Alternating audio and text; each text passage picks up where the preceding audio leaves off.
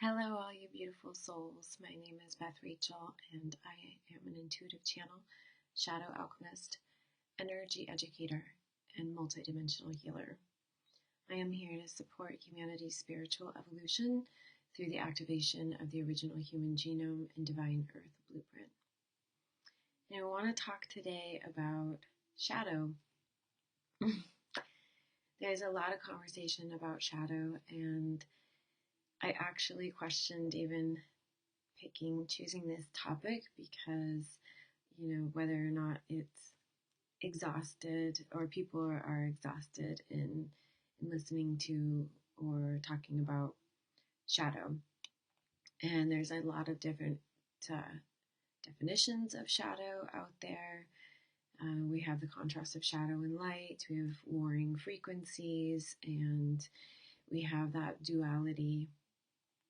And we have it within ourselves, we have it on our planet, we have it beyond our planet, and in other planetary systems, if you're following those things. But what I want to talk about today is sort of my view and approach to the shadow and why I call myself a shadow alchemist. And in part, this is because I think that from my view and my knowing, this planet was created out of an experiment or experience, an opportunity to experience unity consciousness. And for us to do that through learning to work together with all of our individual unique abilities and skills and tools that we carry with us from existence to existence. And at some point or another, this original system was shifted, and we now have this system of learning through shadow and light, or the opportunity to. I do believe that we are on a spiritual evolution. We're always on a spiritual evolution, and we do choose our experiences on a soul level.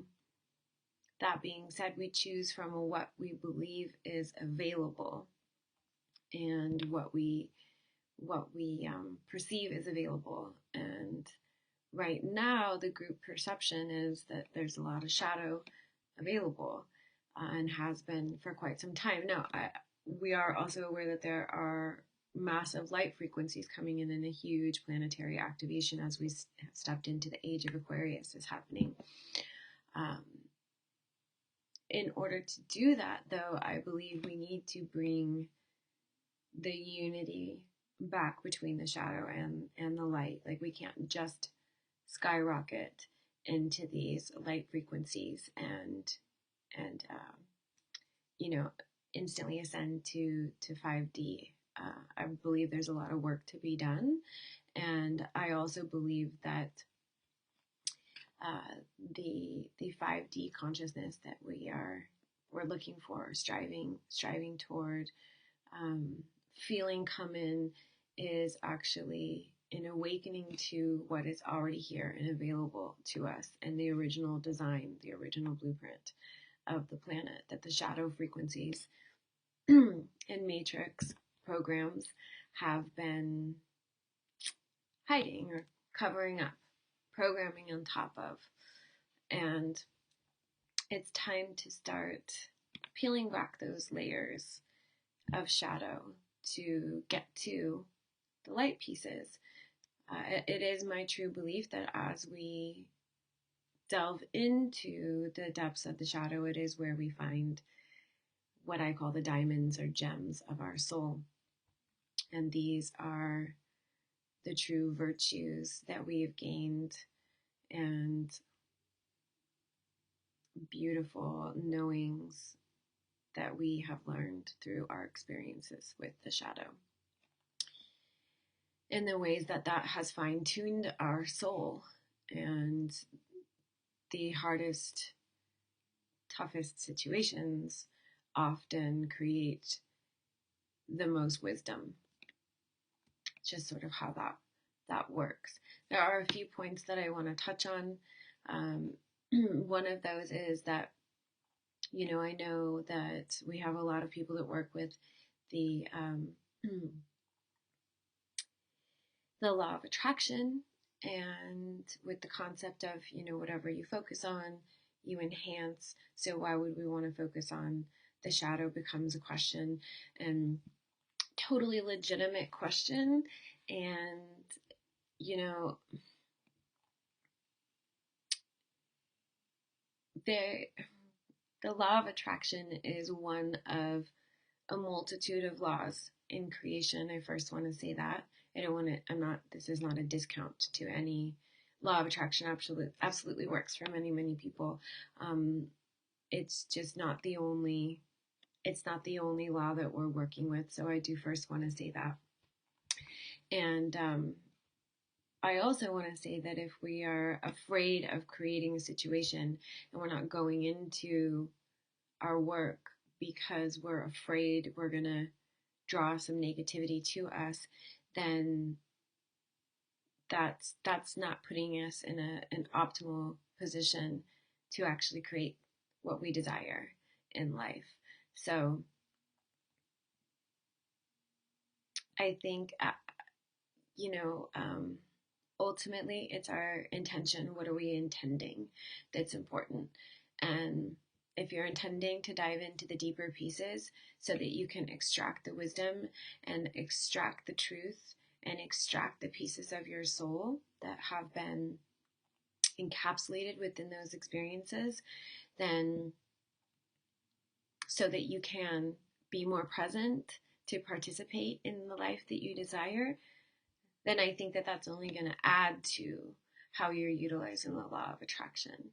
So I think it just depends on how you angle and maneuver and what your perception is, right? The other thing I want to talk about is the relationship of victim and perpetrator, and how this dynamic has caused division in our creation and continues to cause division in our creation. Every time something happens and it's felt among the masses, that there's this piece of victimization, it creates more division. More division between that shadow and light. And I think oftentimes what we're referring to when we refer to the shadow is, just whatever you want to call them, the cabal, the Illuminati, this 1%. When I channel in light language, there's a specific word that comes in repetition for that representation, which is the Inabe, which simply means those seeking disharmony. So it's not about being denser or being negative or dark. It's just a very different agenda than this planet was created for, and that our souls now have the opportunity to return to. So I think it's important that we watch ourselves and how we identify with something happening to us, something being put upon us. And I know that this is really challenging to ask, right? I can tell you that in my own life, this is what I strive to do, is to look at it in terms of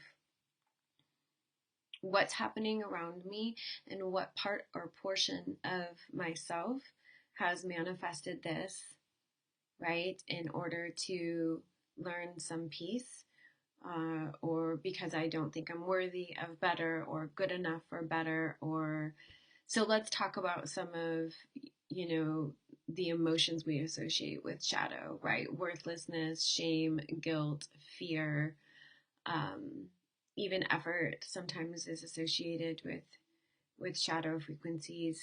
Judgment is not so much. I mean, there's emotions in there, but comparison, these kinds of things all are associated with shadow, right? So I really would recommend giving it a try, to, instead of contracting when we feel these emotions, and judging ourselves is, I think, the biggest one, right? Judging ourselves for feeling these things, because there's already a story that these things are wrong or bad. These feelings are wrong or bad. So if we can kind of stop the reel right there and not choose to call them good or bad, but just observe, I'm feeling this, I'm experiencing this, embrace it, because that is a part of you, it's a part of your experience right now. And there's always a good reason why all of these things, right? There's always a reason for the fear, there's always a reason for the guilt, for the shame, for, I'm not saying it needs to stay, but there's a reason why it's there in the first place, right? And by judging it, we just kind of, we solidify it more. So if we can just try to allow for a little expansion around it, hold it in a place of non-judgment as much as we can, and be curious about where it's coming from, why we're feeling this, and sort of track back where it might have come from. And we do that in various ways. Feel into what it feels like in your body, feel into what other feelings are associated with it, and what images come up, what thoughts come up in association. And some of those thoughts and images are very quick, so it's really easy to dismiss them, or if they seem strange or weird, but just go with it, because this is how we begin to unravel and untangle the source of these things, of these emotions and these experiences that we are calling shadow. It's through the embrace, right? So that we can give to our experience, because that's our experience, give to it whatever it's needing to be able to then start to create more room around it, have it move and shift, and ultimately transmute into something else. This is why it's called shadow alchemy, right? So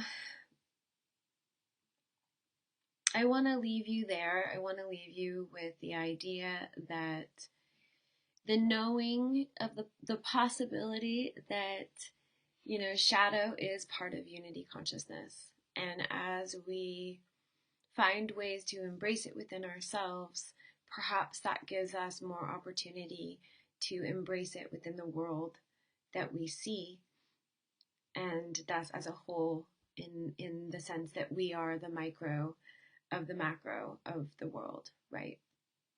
So just leaving you with the encouragement to embrace the pieces of yourself that you see as shadow. Give them love and nurturing, give them room. Be curious about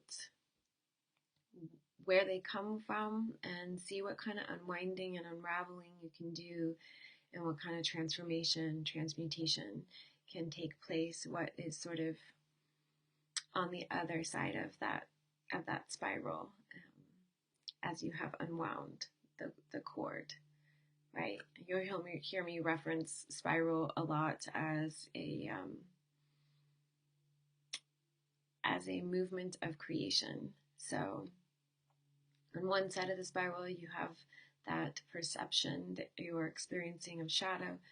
On the other side, as you start to unwind through your curiosity, through your expansion, your observation, on the other side, when you've unwound, you will have something different after that alchemization on the other end of that spiral.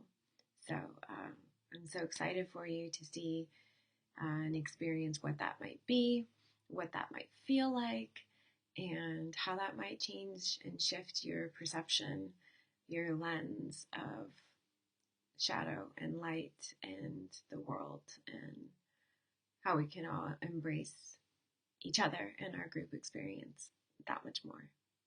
So much love and blessings to you all. And if you would like to know more, and you like this video and you'd like more information, you can find me on my website, bethrachel.com. You can also find me on Facebook and Instagram